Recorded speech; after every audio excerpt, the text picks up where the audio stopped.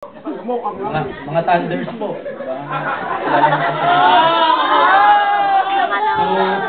gusto niyo na po ba siyang makilala? Magandang gabi sa inyo, mga kapatid.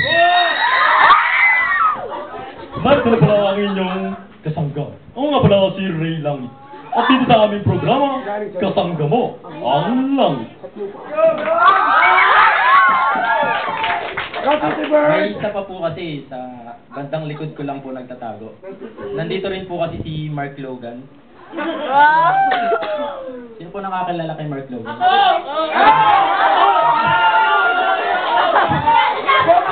That's your father, baby! Boom boom bow! So, ito na po si Mark Logan.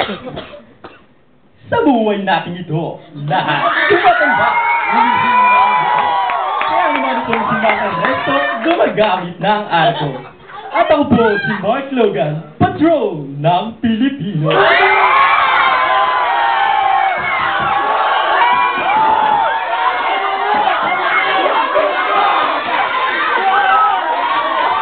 Tahimikan. Bali, pangatlo po si James po sa Team Rocket ng Pokemon. Sino nakakilala? Yun po, si James po ng Team Rocket. Tropa ko yun.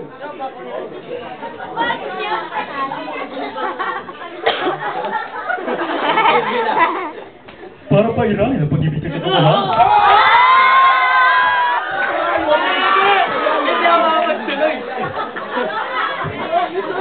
Tatawa ko.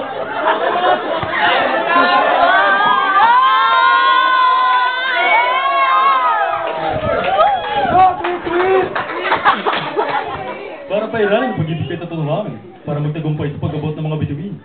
James, Team Rocket, simbilis kami naliwanag kapag lumipad. Sumuko na kayo, marap sa inyong katapusan.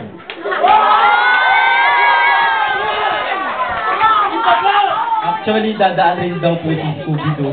Si Scooby-Doo po dadaan dito. Alaga ko yun, alaga ko. Pero saglit lang daw po siya eh. Ay, Scooby-Doo! Ay! Nandito rin daw po si ano, galing pa po siya ng Bikini Bottom, si Squidward Tentacles po. Pero po ayaw po kasi magpakita ng makay, kaya tatalikod na lang daw po siya.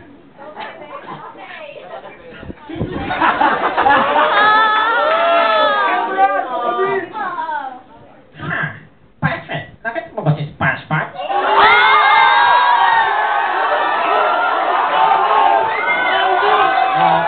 Wait po kasi nag-reply daw po kasi si Patrick eh. Tatalikod rin daw po siya. Hindi ko po siya nakita, Mr. Mali ba? Ikaw po pala si Squidward Tentacles, di ba? Sorry, wala kasi laman ang utak ko eh. Sasaglit rin daw po pala si Detective Mori sa Detective Conan. Nandito na daw po siya eh, kararating lang. Panginom sa amin yun. At ang kasong ito ay matatawag na murder.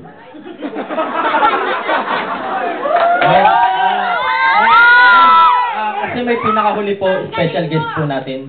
Nandito rin daw po pala si Big Brother.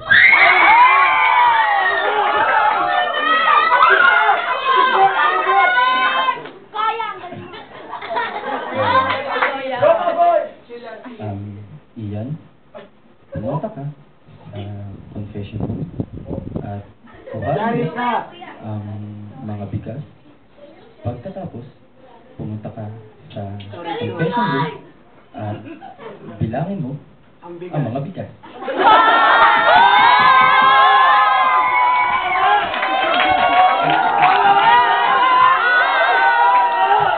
So,